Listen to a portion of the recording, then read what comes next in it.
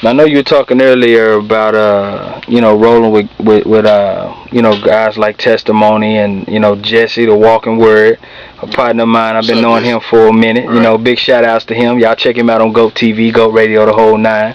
Definitely a powerful man of God. Believes in all the things we were just talking about, the family and being a man after God's own heart and raising his kids and Right. taking care of his wife and the whole nine, man. So big shout outs to him. I definitely think it's a blessing. You said you rolled with the crew in LOC back in the Gap, so I probably saw you perform and just didn't know it. Or you probably saw me perform when I was performing back at some churches and stuff. 'Cause we used to always be at the same events back in the day. So, you never know how God moves, in those situations and circumstances. So, but a little bit more about you, man. I know you got a couple of songs that you're pushing now. Tell me a little bit about those particular songs. Well, I have Foolish Hearts, which is a sample of Steve Perry and Journey. It's old school. Back in the 80s, my uncle hit me to it. I didn't know anything about Steve Perry, but the hook says, foolish hearts keep on loving, foolish hearts keep on hoping, foolish hearts keep getting broken. You've been wrong before, don't be wrong anymore. And basically, it's a song that's saying, well, what if there were no baby daddies and mamas, just real men and women doing everything they got to do rearing their children? It's saying, what if the society we lived in was not like this, or the world we lived in was not like this? Then this would be a heaven. But every time you have a positive thought, you always have somebody saying that's a foolish heart. You can't do that. That's the wrong way of thinking, that evil mindset. So the song is really saying, no matter how many people tell you you have a foolish heart or what you're doing is a waste of time and energy and stop dreaming, that you keep on hoping, you keep believing, keep pursuing whatever it is the Lord puts inside of you, because it will come to pass. It's going to happen. It has to, because it's for His will. So I have that one. I have Sharon. It's basically a summary of a lot of females that I know life. I came out of Missouri City. I went to the Ridge. Well, the Ridge, what's up? My people out there at the Ridge. And basically, it was a young lady named Kirsten Jones. And in high school, she was murdered in a hotel. She was a young prostitute. And so the inspiration kind of stemmed from that. Then I met people over my life, young ladies who went through stuff. And for the most part, what I learned from that is that a lot of these young ladies are suffering, like with what Rascal said earlier, with their dad not being there. Lack of having that male role model. So they just out here searching for love.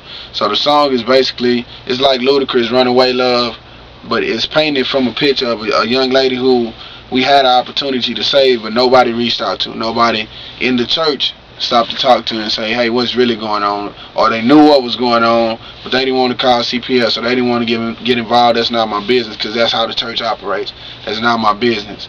So the song is saying, well, Sharon don't cry no more. And the reason why she don't cry is because she dead. But over the course of her life, she embodies her emotions. She stopped crying. She started acting out, having sex in the boys' restroom. It's a story of some real life stuff that happens every day. So right now, those are my two singles. My Life, My Music, TK at yahoo.com. That's how you can find me on MySpace. Y'all check it out. If you like it, feel free to send a message. Just let me know that you're feeling it. I appreciate anybody who goes on there and checks it out. Thank you for your time. That's real talk, man. Any last words you want to tell the fans? Y'all pray for me. You know what I'm saying? I appreciate the love. I know God is using me. I feel I'm finally coming to the point where I feel at peace, so we can get out here and get ready to do what we need to do for the ministry, for the kingdom. So I'm looking forward to doing some big things in the future. For all of us, we need humbleness, we need peace. I want to say this because I made some statements that could be taken offensively, and it's not to retract what I said, but it's just to add upon it. To all of the cats that spit hip hop, T.I., Lil Wayne, DMX, Tupac, rest in peace, Biggie, rest in peace. All y'all cats planting seeds inside of me. So I'm not denying that y'all gave me the game. But what I'm saying is, as leaders, all of us who had this gift, we can step up and do more and really change the world. T.I. has a song that say, I'ma live in the sky. One day I'ma live in the sky, and that's one of the realest songs I ever heard. And he coming from a perspective of, man, no matter what go on down here, eventually I'ma see you in heaven. I really believe that one day in this lifetime, the Christian community and the hip hop community gonna come to the same table and break bread and really start doing some stuff out here to change what's going on. So to anybody who would take that charge, you know, I ain't trying to be on here like I'm perfect. I'm living just like everybody else. I make mistakes, but God is good, and as long as God is good, I'ma speak on it. So I appreciate the love from the gospel community, Kirk Franklin, John P. Key, all the pioneers of the music that we do. Thomas A. Dorsey, who a lot of people don't even know about, the founder of the gospel that we sing today, way back in 19-something. So y'all go look up Thomas A. Dorsey and see what's going on. To the gospel community, hip hop community, God bless. Go Radio. I appreciate it. Already, man. I want you to say one last thing, man. God telling me that it's a 26-year-old man that's watching this. You know, speak some words of encouragement to him right now. Man, I don't even know what he's going through, man, but all I can say is, no matter what your job situation look like, no matter if your baby mama tripping, because we just got to be real about it. No matter if you have a felony, whatever the case may be. You know, if you're living at the crib with your mom, you're 26. Whatever the case may be, just keep the faith. And when that opportunity comes to put your hands on that work, you know, turn the other way. You know, when that chick call you late at night, you know, in the daytime, text message you, and you know you're trying to walk the righteous path to the best of your abilities. We all fall. So pick yourself back up and get on that righteous path.